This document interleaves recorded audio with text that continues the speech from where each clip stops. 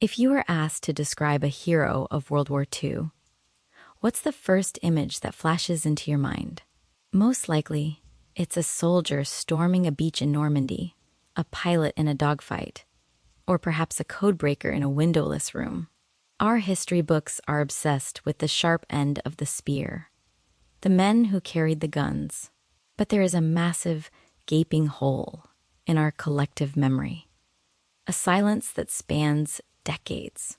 We've been conditioned to think that while men were busy making history, women were simply waiting for it to end. But what if the most dangerous battles weren't fought on a map in a general's tent, but in a kitchen, where a Nazi officer is eating your last loaf of bread while a Jewish child hides in the cellar? This is the central provocation of Kristin Hannah's The Nightingale.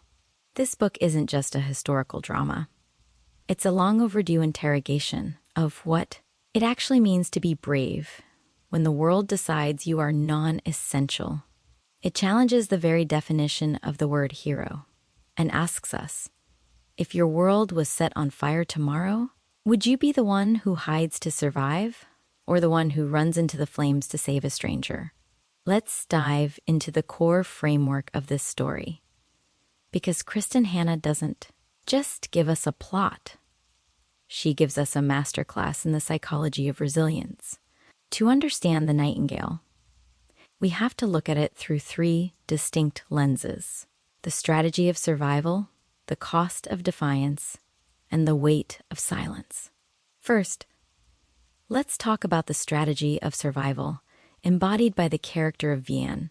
Imagine you're standing in a quiet, sun-drenched village in France. You have a house, a daughter, and a husband you love. Then, the sky turns black with planes.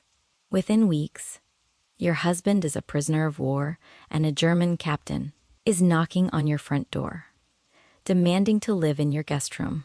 In this book, Kristin Hannah uses Vianne to represent the millions of people who didn't have the luxury of choosing a side. Their only goal was to keep a roof over their heads. Most war stories treat waiting as a passive, cowardly act. But Kristin Hannah argues that for a mother in occupied France, survival was a high-stakes chess match, played with zero room for error.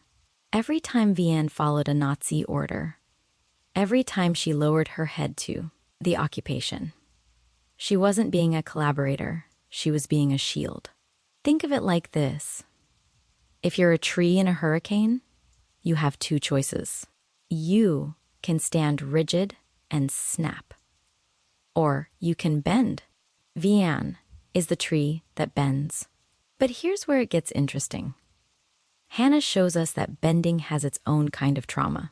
This book explores the slow-motion horror of war, the way hunger thins your blood, the way cold settles into your bones, and the agonizing moral compromises you make just to get an extra liter of milk. Vianne's journey forces us to ask a modern question.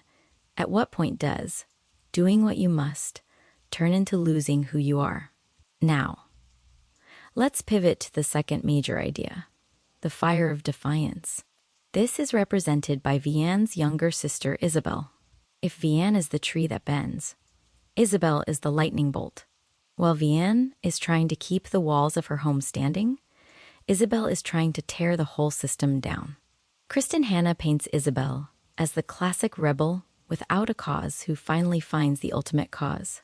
She becomes the Nightingale, a secret operative who leads downed allied pilots across the frozen peaks of the Pyrenees Mountains to safety. Imagine standing at the base of a jagged snow-capped mountain range with nothing but a thin coat and the knowledge that if you're caught, you won't just die, you'll be tortured.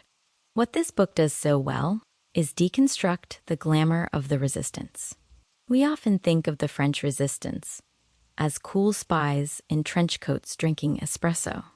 Kristin Hannah shows us the reality. It was sweaty, terrifying, and deeply lonely.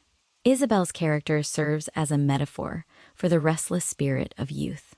She represents that part of us that refuses to accept the status quo, even when the status quo has tanks and machine guns.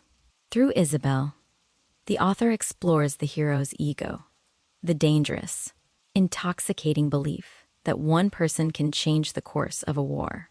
It's a vivid reminder that while some are born to protect the hearth, others are born to set the world right, regardless of the personal cost.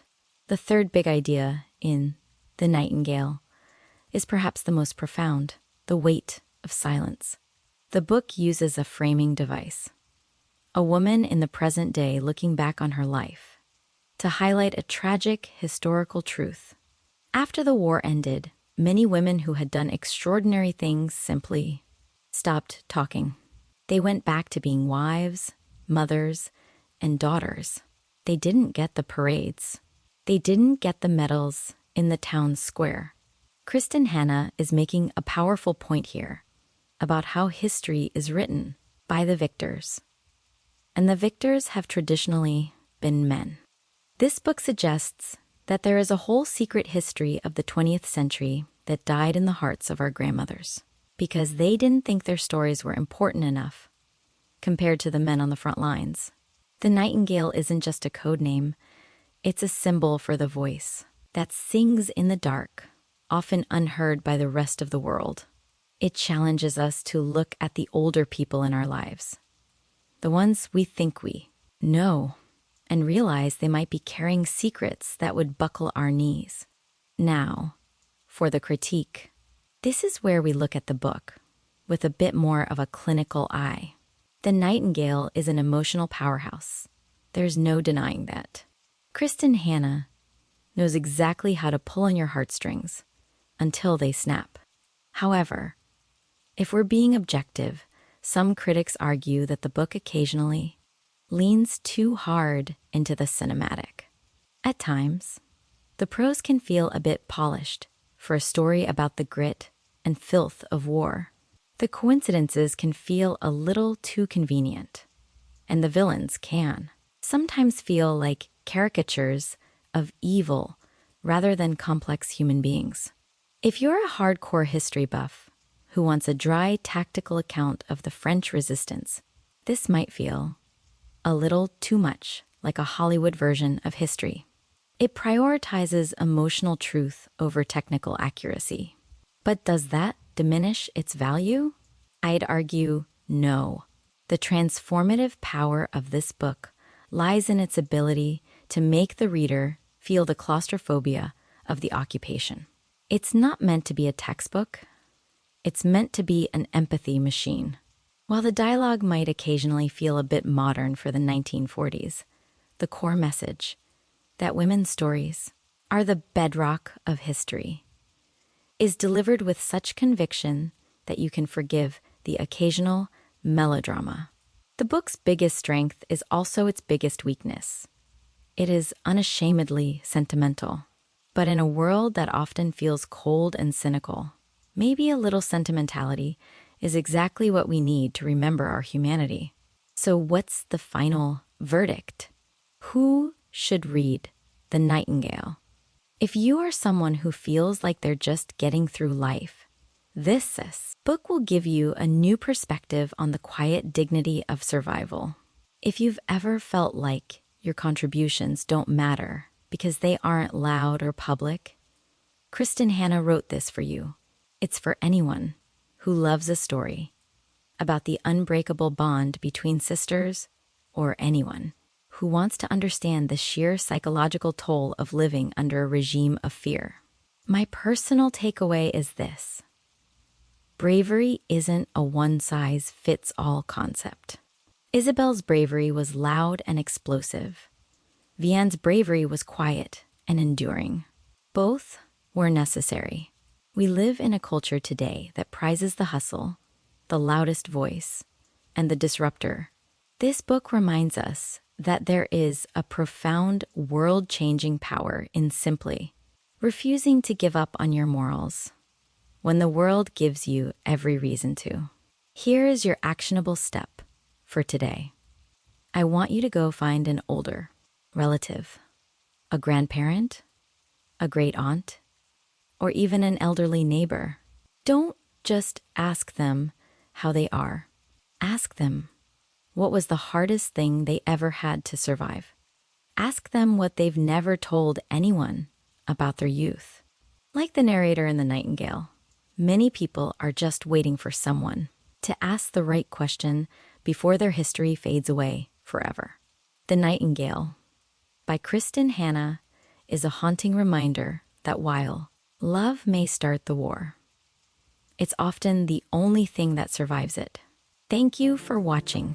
If you enjoyed this deep dive into the hidden history of heroism, make sure to hit that subscribe button and ring the bell so you don't miss our next review. And remember, everyone has a story worth telling. See you in the next one.